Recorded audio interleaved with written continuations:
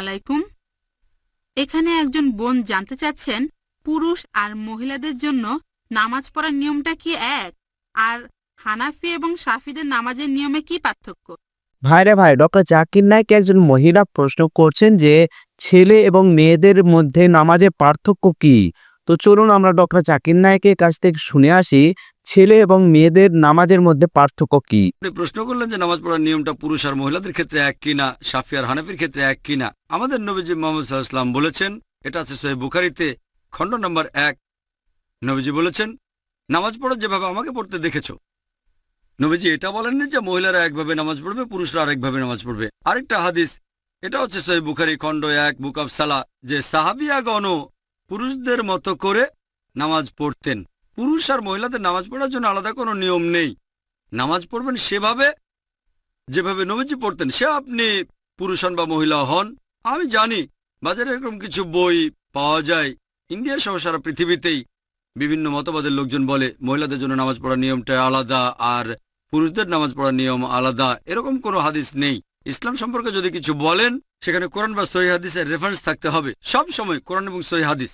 তাহলে যখন রেফারেন্স দেবেন যে কোনো বিশেষজ্ঞ হোক, পৃথিবীর সবচেয়ে বড় বিশেষজ্ঞ, যদি তিনি কিছু বলেন প্রমাণ থাকতে হবে, কোরআন এবং সহিহ হাদিস প্রমাণ দেখাতে হবে।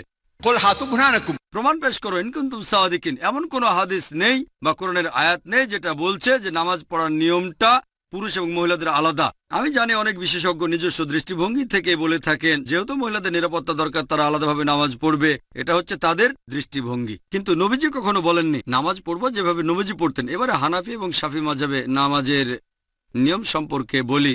আমি জানি এদের মধ্যে কিছু পার্থক্য আছে। হানাফিরা নামাজের সময় হাত বাঁধে নাভির নিচে, শাফিরা হাত বাঁধে বুকের উপরে, তারা তাকবীর দেয়, আমিন শব্দটা জোরে বলে।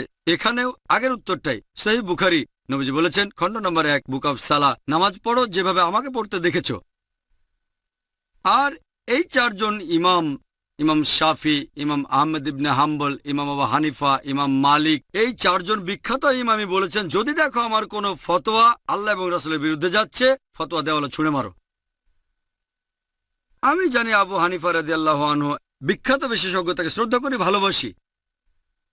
মানুষে বলে যে তিনি বলেছেন যখন তোমরা নামাজ পড়বে নাভির নিচে হাত বাঁধবে। আবু দাউদে একটা হাদিস আছে, আবু দাউদ খণ্ড নম্বর 1 বুক অব সালাহ, বলা হয়েছে নবীজি নামাজের সময় নাভির নিচে হাত বাঁধতেন। তবে এটা জয়ীফ হাদিস।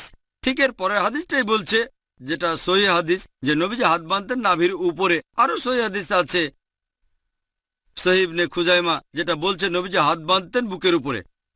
সহিহ হাদিস যখন বলছে নবীজি বুকের উপর হাত বাঁধতেন, নাভির নিচের হাদিসটা জয়ীফ। তাহলে নামাজ পড়ার সঠিক নিয়ম বুকের উপর হাত বাঁধা। তার মানে এই না যে ইমাম শাফির সব কথা ঠিক অথবা ইমাম আবু হানিফা তারা দুজনে শান্তিতে থাকুন তিনি ভুল। এরা সবাই বিখ্যাত বিশেষজ্ঞ, তাদের শ্রদ্ধা করি, তারা মহান আলেম। তবে আমরা বুঝতে পারছি না যে সেই সময়ে সব হাদিসই লিপিবদ্ধ হয়নি। আমাদের নবীজির জীবদ্দশায় কোরআন লিপিবদ্ধ হয়েছিল, এটা নিয়ে কোনো সন্দেহ নেই, নবীজির নিজস্ব তত্ত্বাবধানে। তবে হাদিস লিপিবদ্ধ করা হয়েছে নবীজির ইন্তেকালের 50 বছর পর, 100 বছর পর বা 150 বছর পরে। এই বিশেষজ্ঞগণ অনেক আগে এসেছেন। আর যেহেতু তাদের কাছে সবগুলো সহিহ হাদিস ছিল না, তারা তখন যে ফতোয়া দিয়েছেন সেগুলো তাদের তখনকার জ্ঞানের ভিত্তিতে। আমি বলবো না ইমাম আবু হানিফা রাদিয়াল্লাহু আনহু ভুল করেছেন, আমি বলবো এই সহিহ হাদিসটা ওনার কাছে পৌঁছায়নি। হতে পারে যে জয়ীফ হাদিসটা তার কাছে পৌঁছেছিল আর সেজন্য তিনি বলেছেন হাত বাঁধবে নাভির নিচে। সহিহ হাদিস হয়তো ইমাম শাফির কাছে পৌঁছেছিল, তিনি বললেন হাত বাঁধবে বুকের উপরে। আবারও সহিহ বুখারী বলছে খণ্ড নম্বর 1 বুক অব সালাহ যে তাকবীর দিতে হবে। তাকবীর নবীজি বলেছেন, এমন না যে ইমাম শাফি বলেছেন তাই আমি এটা মেনে চলছি, কারণ আমার নবীজি বলেছেন। তারপর অজুর বেলায় কোরআনে একটা আয়াত আছে সূরা মাইদা অধ্যায় নম্বর 5, বলা হয়েছে কোন মহিলাকে স্পর্শ করলে অজু ভেঙে যায়। আরবি শব্দটা মাসা, মূল শব্দ লামাসা, মানে স্পর্শ করা। ইমাম শাফি রাদিয়াল্লাহু আনহুর মতে তিনি বলেছেন কোন মহিলাকে স্পর্শ করলে অজু ভেঙে যায়।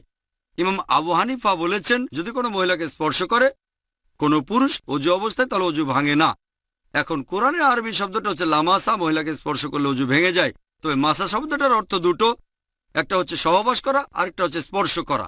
ইমাম শাফি রাদিয়াল্লাহু আনহু তিনি বলেছেন এটা স্পর্শ করা। ইমাম আবু হানিফা তিনি ধরে নিয়েছেন সহবাস করা। এখানে তাদের মতটা আলাদা। তবে যদি সুন্নান আবু দাউদ পড়েন খণ্ড নম্বর 1, এখানে বলা হয়েছে যে হযরত আয়েশা রাদিয়াল্লাহু আনহা নবীজি অজু থাকা অবস্থায় তাকে চুমু দিলেন। তারপর নবীজি আবার অজু না করে নামাজ পড়তে চলে গেলেন। আরেকটা হাদিস আছে সহিহ বুখারীতে, বুক অফ সালাহ, খণ্ড নম্বর 1। হযরত আয়েশা ঘুমাচ্ছিলেন, নবীজি তার পা সরিয়ে নামাজ পড়লেন।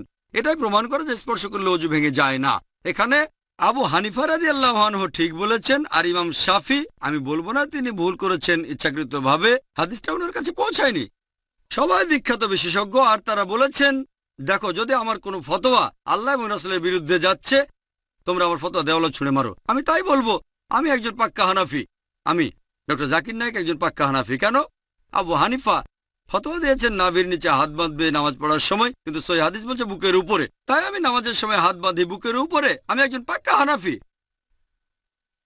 ইমাম শাফি বলেছেন, যদি দেখো আমার কোনো ফতোয়া আল্লাহ এবং রাসূলের বিরুদ্ধে যাচ্ছে, সেটা দেয়ালে ছুঁড়ে মারো। ইমাম শাফি বলেছেন, অজু অবস্থায় কোনো মহিলাকে স্পর্শ করলে অজু ভেঙে যায়, কিন্তু সহিহ হাদিস বলছে অজু ভেঙে যায় না। তাহলে কোনো মহিলাকে অনিচ্ছাকৃতভাবে স্পর্শ করলে অজু ভেঙে যায় না। যেহেতু আমি ইমাম শাফির ফতোয়া দেওয়ালে ছুঁড়ে মেরেছি, তিনিই বলেছেন আমি একজন পাক্কা শাফি। আমি পাক্কা হানাফি, পাক্কা শাফি, আমি পাক্কা হামলি, এছাড়া পাক্কা মালিকি। পাক্কা মানে খাঁটি। আমি মেনে চলি 100%, অন্যরা মানে হয়তো 80 বা 90%, অথবা আবু হানিফার 60%। আমি পুরোপুরি মেনে চলি। এই চারজন ইমামই বলেছেন, যদি দেখো আমার কোনো ফতোয়া আল্লাহ এবং রাসূলের বিরুদ্ধে যাচ্ছে, ফতোয়া দেওয়ালে ছুঁড়ে মারো। এই চারজন ইমামই বিখ্যাত বিশেষজ্ঞ, তাদের শ্রদ্ধা করি। তবে আমাদের বুঝতে হবে, সব হাদিস তখনও লিপিবদ্ধ হয়নি। এখন সবকিছু আমাদের হাতের নাগালে, সিডি রোমে পাবেন, বইয়ে পাবেন, অ্যাভেলেবল।